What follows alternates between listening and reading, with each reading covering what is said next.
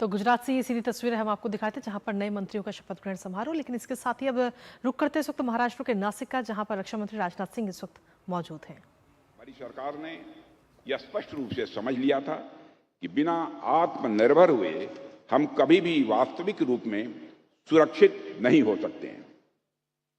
हालांकि उस समय हमारे पास चैलेंजेस बहुत थे, इसमें कहीं दो मत नहीं है।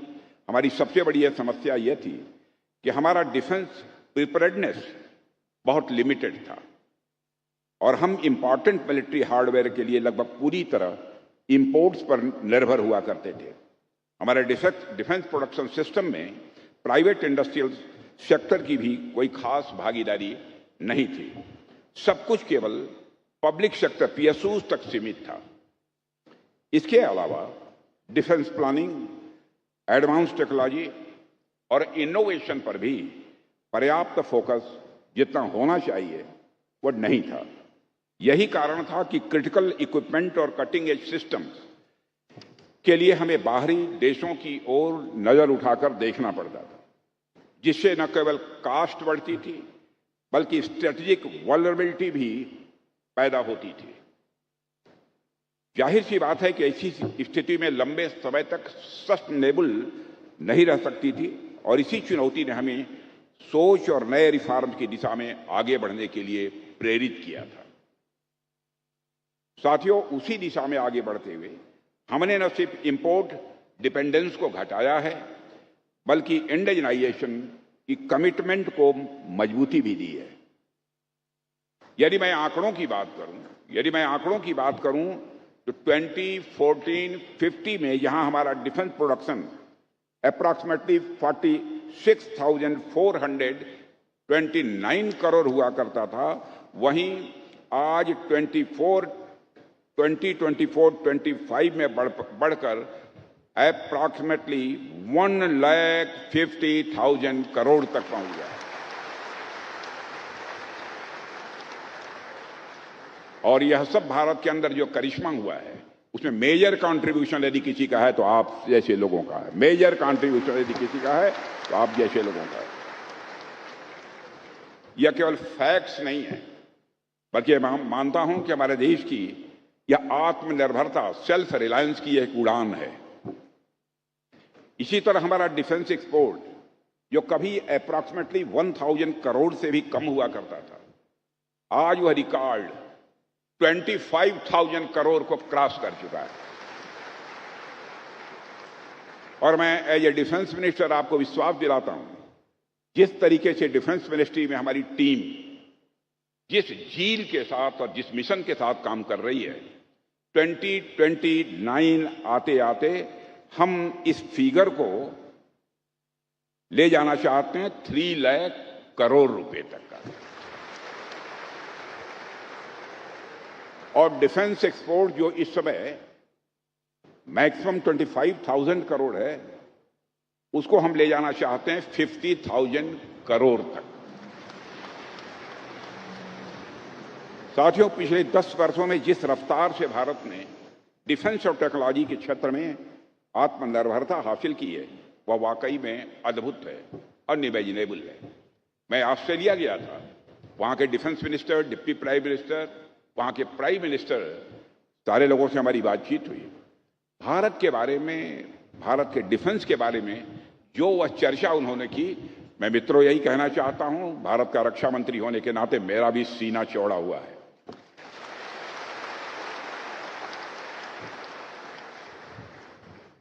पहले हम जो कुछ बाहर से खरीदते थे वो अब सारी चीजें अपने देश में बना रहे हैं।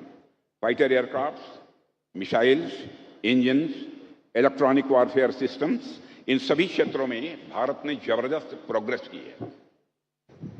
मैं अक्सर कहता हूं कि जब हम हाई डिफेंस टेक्नोलॉजी की बात करते हैं तो यह सिर्फ मशीनों या हथियारों की बात नहीं होती, यह हमारी सोच, यह हमारी क्षमता और हमारे आत्मविश्वास की एक नई कहानी होती है। साथियों, आपने देखा होगा कि भारत में स्पेस टेक्नोलॉजी और इंडिजिनस डिफेंस मैन्युफैक्चरिंग के क्षेत्र में भी बड़ी सफलता हासिल की है। यह सफलता आपने हासिल की है, आप जैसे लोगों ने हासिल की है। आज हम स्पेस में भी अपनी जगह मजबूत कर चुके हैं। आज हमारी एरोस्पेस इंडस्ट्री भी रैपिड ग्रोथ शो कर रही है। हमने मेक इन इंडिया के अंतर्गत लोकल मैन्युफैक्चरिंग को इनकरेज करने और एरोस्पेस इक्विपमेंट के प्रोडक्शन जैसे इनिशिएटिव्स भी उठाए हैं। साथियों, आज के समय में युद्ध के तौर तरीके जितनी तेजी से बदल रहे हैं, आप सब उससे अच्छी तरह वाकिफ हैं। आज artificial intelligence, cyber warfare, drone systems और नेक्स्ट जनरेशन एयरक्राफ्ट जैसी चीजें भविष्य की एक दिशा तय कर रही है। अब युद्ध सिर्फ जमीन या आसमान में नहीं, बल्कि अनेक फ्रंटियर्स पर भी लड़े जा रहे हैं। भारत को इस नई रेस में हमेशा आगे रहना है, हम कभी पीछे नहीं रहना चाहते। और मुझे लगता है भारत जितनी तेजी के साथ आगे बढ़ रहा है और इंटरनेशनल कम्युनिटी में भारत के बारे में जो एक परसेप्शनल चेंज आया है, लोगों की सोच में बदलाव आया है। आप जाइए दुनिया के दूसरे देशों में, बहनों भाइयों, भारत के बारे में जो उनकी धारणा बनी है, उसको उनके मुख के द्वारा सुनकर स्वाभाविक रूप से अपना भी सीना चौड़ा होता है।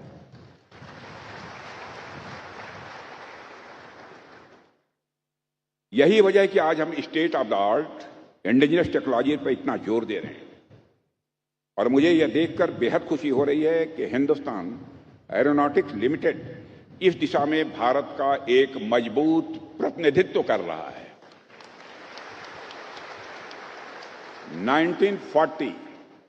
1940 के दशक में स्थापित हुआ यह संस्थान आज हमारे देश के रक्षा क्षेत्र का बैकबोन बन चुका है। अभी कुछ दिन पहले हमने MiG-21 की डीकमीशनिंग की थी।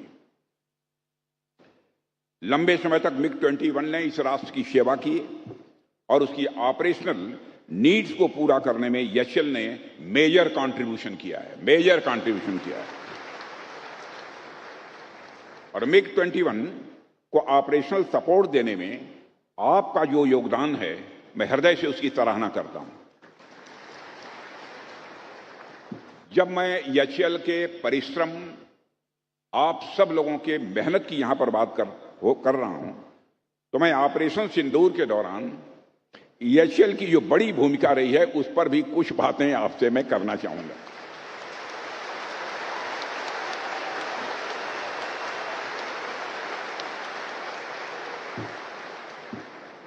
मेरे साथियों, भारत की सुरक्षा से जुड़ा हुआ जो पूरा इतिहास है, उसमें महज कुछ पल ही ऐसे हैं, महज कुछ क्षण ही ऐसे हैं जब एक साथ पूरे सिस्टम की असली परीक्षा ली गई है।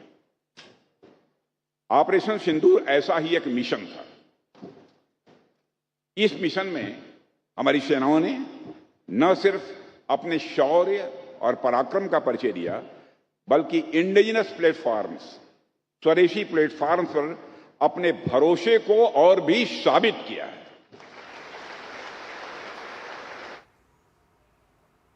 तो महाराष्ट्र के नासिक से ये सीधी तस्वीरें हम आपको दिखाते हैं, जहां पर रक्षा मंत्री राजनाथ सिंह मौजूद थे और कार्यक्रम को संबोधित कर रहे थे। दरअसल इस कार्यक्रम के जरिए तेजस का जो अपग्रेडेड वर्जन है मार्क 1A, उसे आज वायुसेना को सौंपा गया है।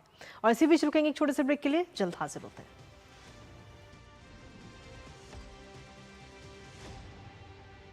है लोहे का पत्थर।